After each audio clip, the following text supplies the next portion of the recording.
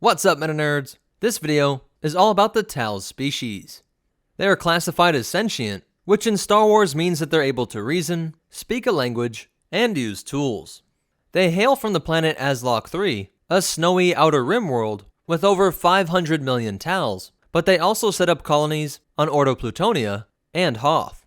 They all stood from 2 meters to around 2.5 meters, which is about 6 foot 7 inches to 8 foot 2 inches, the same height range as a Wookiee.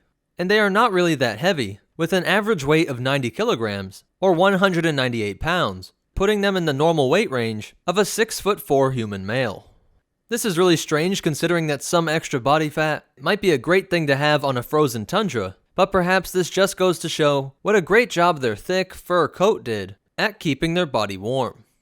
They had 2 pairs of black eyes, and the lower pair of eyes were bigger and would remain closed during the day to help prevent snow blindness, with this smaller set on top being able to take in just enough light.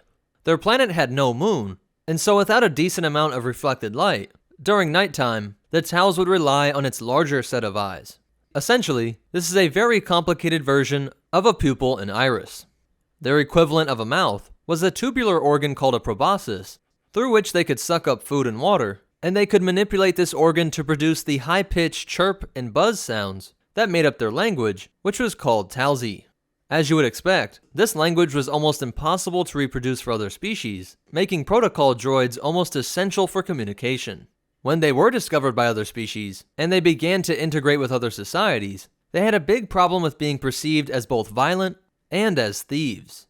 Because of their great size and these massive hands that ended in deadly talons, many assumed that they must be an aggressive species.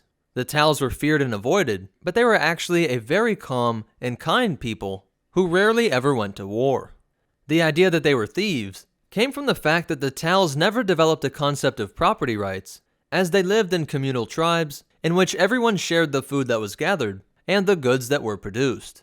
This ended up being a huge problem with many of the spacers that they got involved with, resulting in the death of many confused Talz.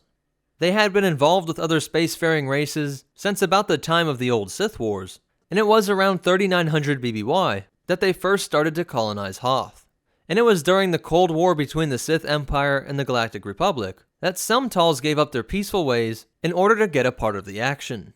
The most notable of these was Broonmark, whose father was killed by a wild beast when he was still a boy. He blamed the Talz communal weakness for his father's death, while also hating his dad for giving into what he believed to be a culturally degenerative mindset, and came to believe that the Talz had originally been a fierce, warlike species that was able to assert its will over nature and put themselves at the top of the food chain.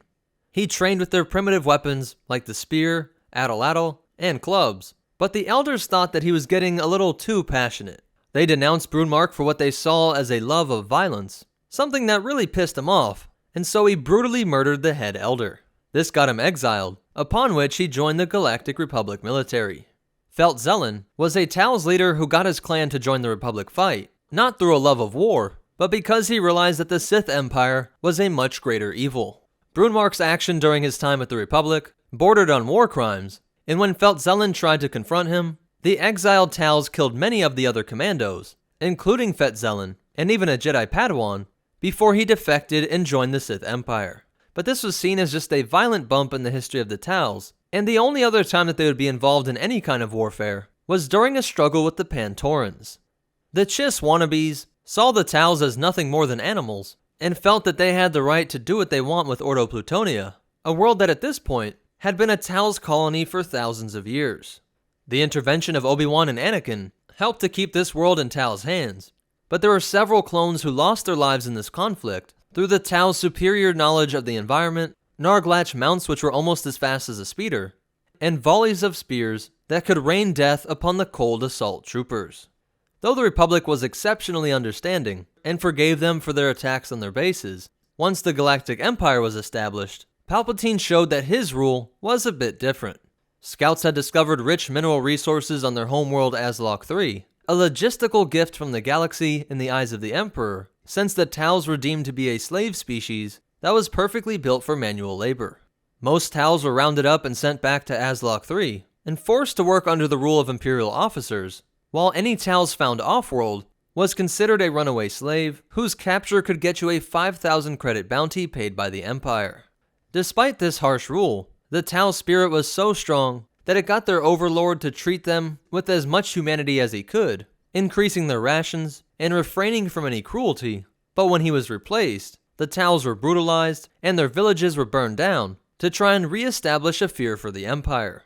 One of the few Talz that did live off-world was Muftak, who was orphaned on Docking Bay 12 in Mos Eisley, and came to earn the respect and friendship of the locals by performing odd jobs around town, and any traveler looking to grab that runaway slave bounty was quickly informed that he was a protected individual. Muftak came to extend this kindness to a Chadra fan named Cabe, who was also orphaned, but who came to find good friends and great drinks on Tatooine. When the Empire fell, the New Order let the Talz take control of the mining operations on their world, allowing them to prosper through trade with other species. There would be one more run-in with an Imperial named Zinj, who had become a warlord after the Battle of Endor, and who sought to perform genetic experiments on the Talz to try and humanize them and turn them into super soldiers. This was stopped by Wedge Antilles and Wraith Squadron, and the only other time we see a Talz off-world again is with a young Padawan in 23 ABY who is training in Luke's Jedi Praxium, and then in 130 ABY, where at least one of them was forced to fight for the Empire in exile. So that's it for the Talz species, and the only behind-the-scenes fact that we have is that there was a Jedi Talz during the time of the Clone Wars, who was named Moudama, and who was killed by General Grievous during the Battle of Coruscant. But that's it for the Talz. If you liked it, go ahead and hit that like button, and if you want to check out our social media, or ways that you can help support this channel, be sure to check out the description down below. If you want to see more, be sure to hit that subscribe button and hit the bell icon so that you get notifications. But more important than all that, remember, don't judge a Talz by his claws, and the Force will be with you, always.